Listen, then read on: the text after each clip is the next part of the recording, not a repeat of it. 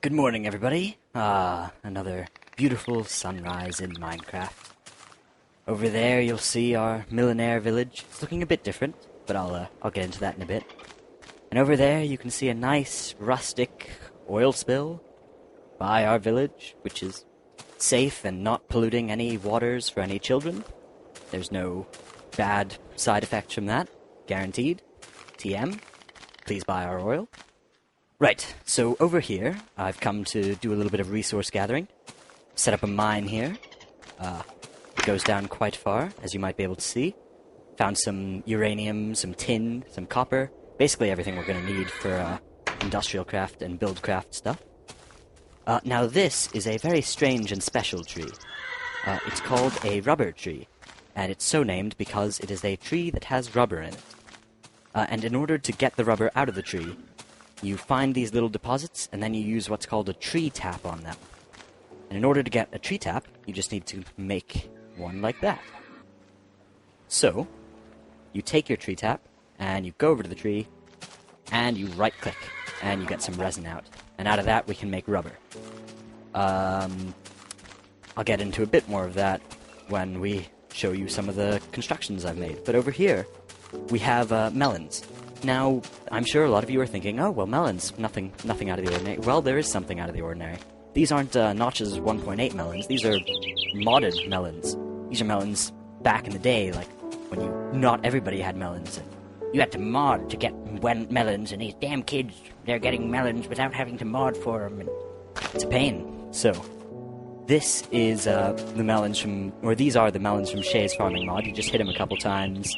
They give you a block, much nicer, much like pumpkins. And in order to get seeds, you don't hit them or anything. You just till the land around them, and you'll get some special seeds. These are red flower seeds, these are watermelon seeds, and they're based on the surrounding blocks. So that's that. I think I covered pretty much everything special over here. I think there were some dolphins. Ooh, there's a whale. That's nice. It's pleasant. There's a sheep. I saw a unicorn earlier. There's a horse. So, the mud bricks that we were wondering what they were from the last episode. Well, here's the deal. You have to buy what's called a brick mold from the town hall of this type of village. And that looks like this. And then, what you can do is, if you right-click with both dirt and sand in your inventory, watch the numbers of dirt and sand very carefully now, you can right-click to spend one of each to make a wet brick.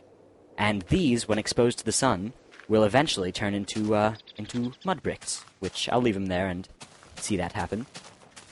Now, let's go ahead and head back over that way to where our happy island is. Floating island, of course. We'll make ourselves a boat to expedite transportation and such. Ah, there's a dolphin. Ah, right. Away we go in our realistic boat that is just our size and contains no propulsion and lets our bottom through. But that's okay. That's how all boats work. There's a pear tree. That's nice. We'll get some pears at some point. Let's see. Over here, there's some coal.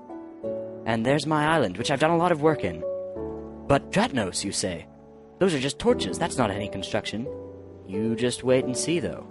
There's some actual legitimate changes in there. There's your hint. See, it's very complicated.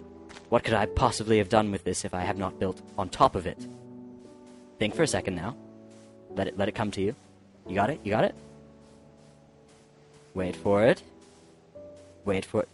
I built inside it, ha! Bet you didn't think of that. So yes. Here, oh, and what are those? Well, those are solar panels. And they power my awesome machine, which is in here, which I've just been actually out collecting some resources for. So I'm just going to finish configuring it and setting it up now. These are what's called Redstone Engines. Alright, I'll just stick everything down and then explain it all as it works. Ooh, I need another redstone engine over there. Okay, but I'll get that at a different point. So as you see, they kind of pump and do stuff to these weird things. What are these? Well, these are pipes. I'll explain everything, actually, slowly. So pipes let items be transported. And wooden pipes, which are these colored ones, let you pull things out of chests or furnaces or anything like that. Diamond pipes let you sort things. So you see how each thing is color-coded? If I want only sticky resin to go in the red thing, which coincidentally I do, I can open this up, and I can stick a sticky resin in red, and now sticky resin will always be routed to red. And let's say I want copper ore to go in white, and also gold ore to go in white, and maybe some iron ore to go in white, and tin ore to go in white to round everything off. I do it like that as well. Now all of those will go up that way, and everything that has not been filtered will go yellow. So, what I want to do here, well, I'll explain everything. This chest, I want to have something where I come down, and I stick a chest, or all of my spoils of victory and loot and conquest and mining, into this chest. Then, this engine will pull them out one at a time, and all the smeltable stuff will go up here to this. This is a macerator. And what a macerator does is it takes ore, you stick ore in it, and it slowly chunks it down into 2 dust. And I'm going to need to put a wooden pipe there to complete the automation of this process, but we'll get to that. I'll do that off camera at some point. So what you do when you get to 2 dust is you can smelt each of those into a bar. This is an electric furnace, which is powered by electricity coming from a wire behind it presently. Ooh, wait, not coming from a wire behind it. That would be a problem. I will fix that. But, so in this way you double your output of ore, because you get 1 block of gold ore, goes up through here, you get 2 gold dust, and then it gets smelted down into 2 bars. And as you saw there, it just got taken by this pipe into my chest here, so that part's obviously working fine. Now rubber, on the other hand, is going to go in, or sticky resin is going to go into this extractor, where it will become 3 rubber. You could just smelt it if you wanted to, but then you only get 1 rubber per, which is much less efficient. And you need rubber to make copper cable, which is this stuff. That's what lets power come from those solar arrays up there to everything. Or you could, instead of using solar arrays, use generators, which are powered by coal. Insulated copper wire reduces the amount of electricity lost over a distance. You could use uninsulated copper cable if you don't like efficiency. Which I do like efficiency, so I use the insulated ones, because I'm cool like that. Let's see. Now this is super cool. So one of the mods lets you make an iron handsaw, and also a diamond handsaw. And you do both. Here, let me make myself an iron handsaw right now, actually. You construct them using the following recipe. 3 sticks like that. Like, oh, well, that's how... It worked before, I swear. That's how it did for iron. Okay, well... Ooh, what's that? Redstone to laser Whoa. Whoa, okay. We're gonna have to check some of this stuff out. That looks advanced and high-tech. But anyway, you get your iron handsaw, and you can use it, or the diamond one, to chop up any block into these different shapes. And each block makes lots of these smaller things, and then you can place them using this interface, like that, and now, all of a sudden, you have, like, you can have small-scale 3D things in Minecraft. Like that. And then... that. Now it's modern art. And then maybe I'll stick this... in here. Maybe I'll stick, okay, that's all I picked up. So yeah, you can do all this stuff that never has been in Minecraft before with this mod, which is pretty cool. You use the iron one to cut up any soft materials, like wool, dirt, sand, and then you use the diamond one, which I'll find the recipe for. It can't be that hard. Maybe it's like sideways like that. No. Maybe it only works this way. Maybe you go from the bottom, like that. Okay, maybe not. Whatever. I'll figure that out. So you can create furniture, small scale, chairs that look like chairs instead of like stairs. So let me go up to my solar array. Ooh, we're getting pretty close. Actually, I'll leave the solar array for now, or I'll give a quick explanation. Each of these needs to have no blocks above it to get the sunlight, and it'll only produce power during the day, as indicated by this little day sign. So 4 or 5 of them is how many I've got right now, and that's a good way to get quite a bit of power, quite enough to do all of this stuff that I want for now. Over there is what I like to call the Tree of Hypocrisy. So last episode I was talking about how much I hated people leaving floating trees around, and I did it myself while saying that. So I'm going to leave that there as a testament to hypocrisy, and all of the awesome things resulting from hypocrisy.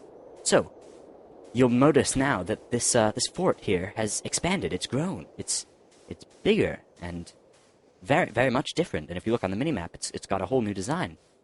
Well, but Dratnos, I thought you weren't selling anything to these villagers. Well, that's dumb. I decided that it was a bit ambitious to look for a 1-to-1 ratio for, like, mud bricks to subscribers.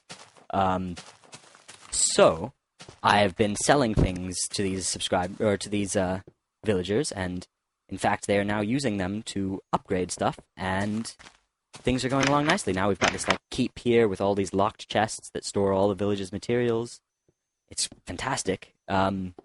I know they're doing some building over there. Yeah, you'll see they're upgrading that quarry that they're making right now. That's going to get them more materials. But even though they get these mud bricks, they can get them by themselves, or I can sell them to them.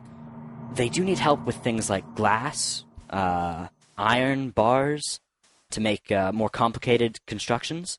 So for those things, I want to preserve this element of you being able to help out. So for every person who subscribes, I'll make them one of these, some assembly required blocks, like glass or iron blocks or gold blocks or whatever it is that their little millionaire hearts desire.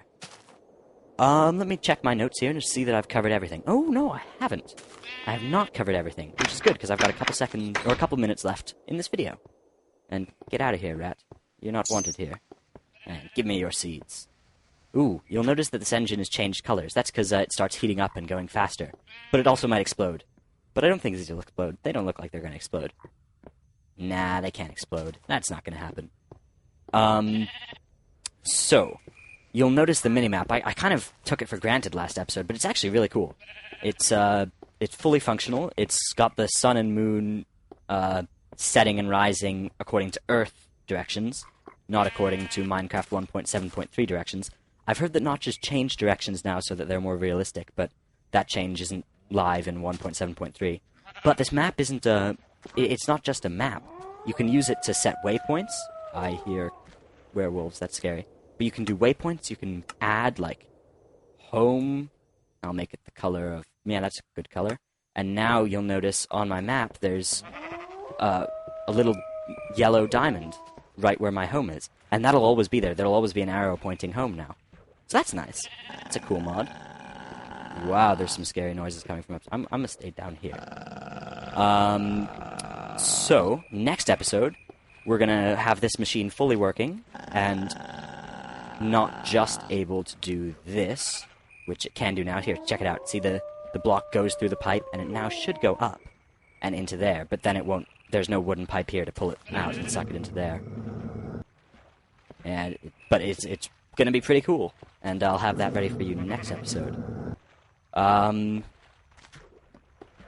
next episode, we'll see how the Millionaire Village goes. Luckily, we don't need any of your help yet, but you want to subscribe now so that you contribute that first block towards, like, a glass or a forge. They're going to need iron for a forge, so you need to subscribe to help out with that effort.